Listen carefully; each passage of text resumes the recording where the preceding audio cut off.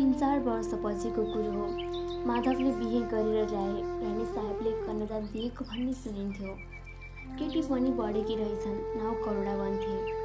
छोराको स्याहार गर्ने कोही नहुनाले यस उमेरमा फेरि विवाह गर्नु पर्यो भनेर माधव अफसोस गर्थे। तर त्यो कुरा कहाँसम्म सत्य हो परमेश्वरले जान्नु।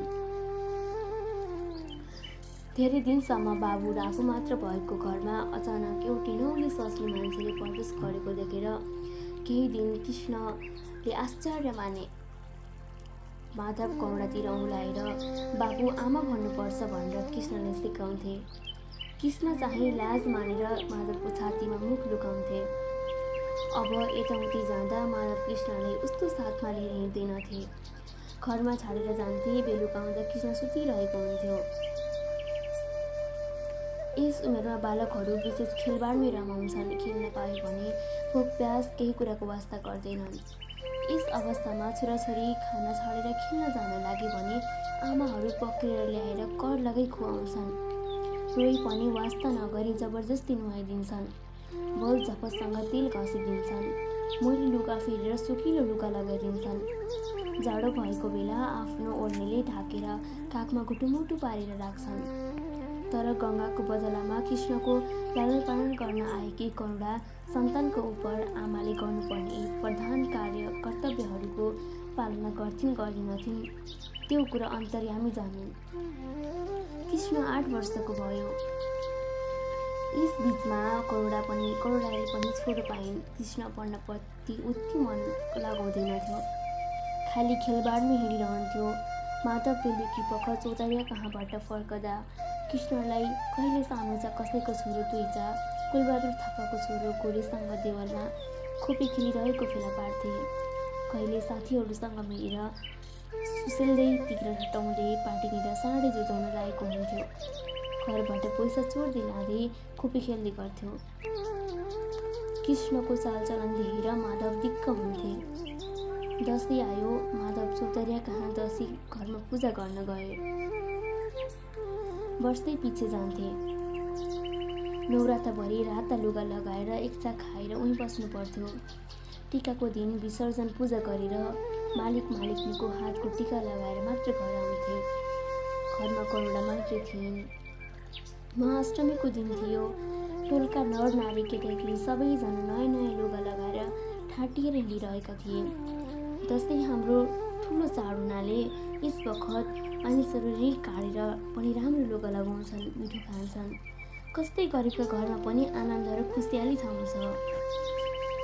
आधा दिनतिर खत्रिनी बुढी धाराबाट पानी बोकेर आउन लागेकी।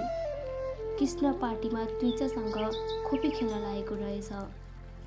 घोडा फाटेको मैलो सुरुवाल देखेर खत्रिनी बुढी छक्क परिन्।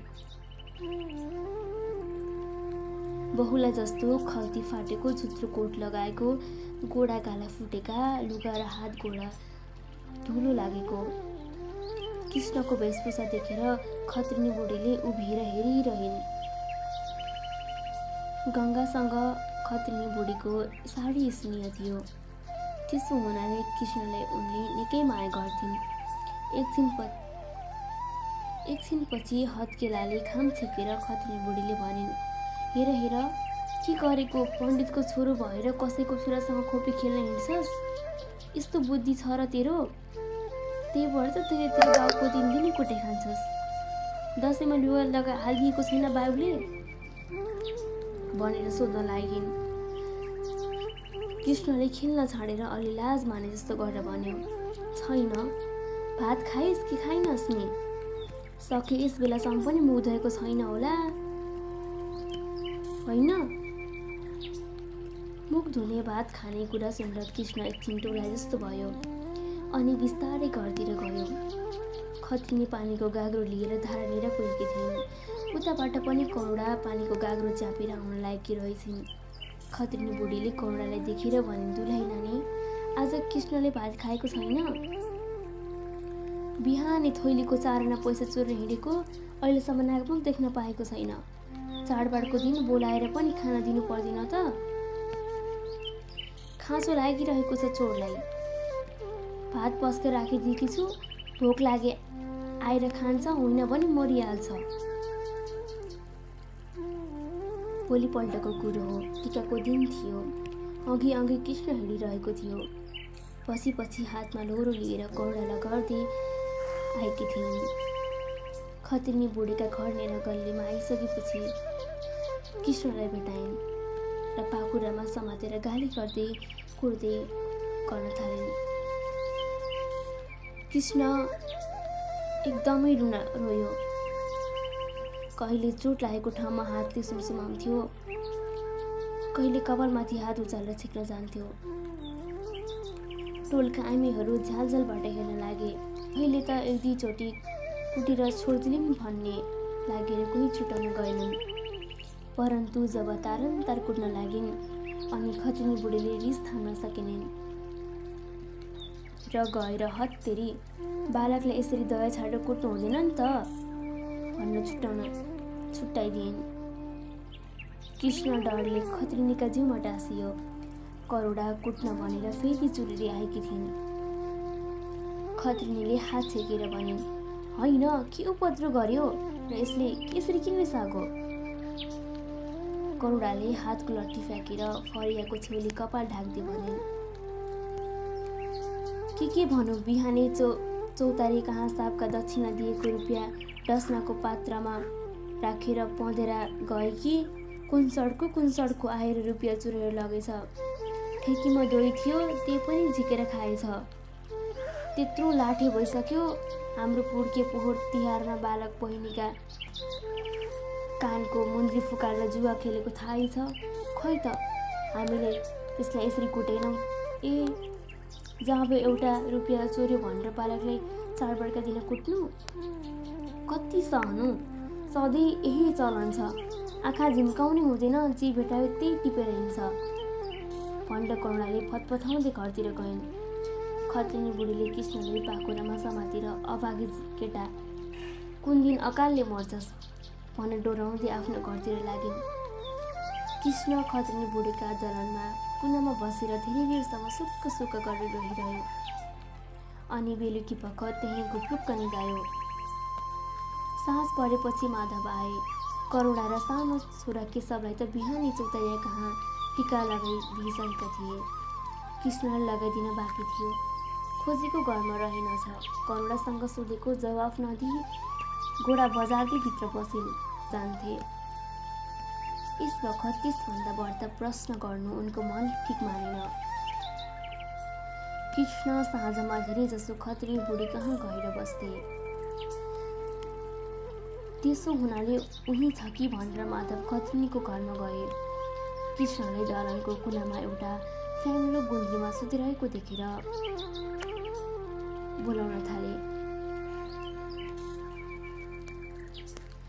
माधवको स्वर सुनेर खत्रिनी बुढी हातमा बत्ती लिएर बाहिर निस्किन्। कृष्ण उठेर टुक्रुक्क बस्यो। उही फाटेको मैलो लुगा लगाएको दुब्लो खल्ती छामे धुलो, 3-4वटा गुच्छा, एउटा पेन्सिलको टुक्रो, एउटा भाँचिएको सिसा कलम, एउटा टाँक, 4वटा पैसा, 2वटा चुरुटका ठिटाहरू रहेछन्। चुरुटका ठुटा देखेर माधव लामो सास फेरेर भने, हेर पाजीले चुरोट पनि खान थालेछ। खत्रिनी बुढीले दिउँसोको सबै कुरा भनिदिइन्। माधवले कृष्णको लुगा फुकालेर हेरे। पिठो, तिग्रा, पिण्डुला 4-5 ठाउँमा निल परेको रहेछ। छाती र गोडामा मैलको टाटो बसेको, रिङरिङ्ग करङ निस्केका। कृष्णको दिनहीन भेष देखेर माधवले एकछिन घेरिएर गहगरी आँसु पारेर भने, डम्किनीले उसका बाबुलाई किन कुटेकी होली? खत्रिनी बुढीको नातिनी ठुलीले अगाडि सरेर भने, यी पनि बदमास छन् बाजे। हिजो मलाई ढुङ्गाले हानेर कपाल कत्रो टुटुल्को पारिदिएका छन्।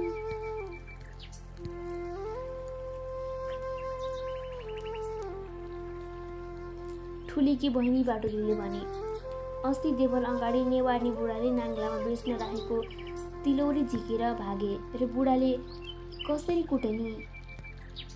केही भन्यो भने लाज लाग्छ यिनी कुराको, गाली गरेर भाग्छन्। खत्रिनी बुढीले बाटुलीलाई हातले पन्छाउँदै भनिन्, हो चुप लाग त भनिन्, त पनि निकी छैनस्। माधवले आँसु झार्दै भने, चण्डाल दिनरात बदमास केटाहरूको सङ्गत गरेर हिँड्छ, किन गतिलो हुन्थ्यो, सानो छ कसैको छोरा तुइचा। माकलहरू आमा बुवाले केही भन्यो भने आँगनमा बसेर कसरी गाली गर्दै भाग्छन्, त्यही सिकेको होला नि भनेर कृष्णलाई पाखुरामा समातेर घरतिर लागे। त्यस्तै रीतले भोक प्यास लान्छना सहेर कृष्ण 13 वर्षको भयो, केशव पनि 5 वर्षको भयो। कृष्ण केशवलाई साह्रै माया गर्थ्यो।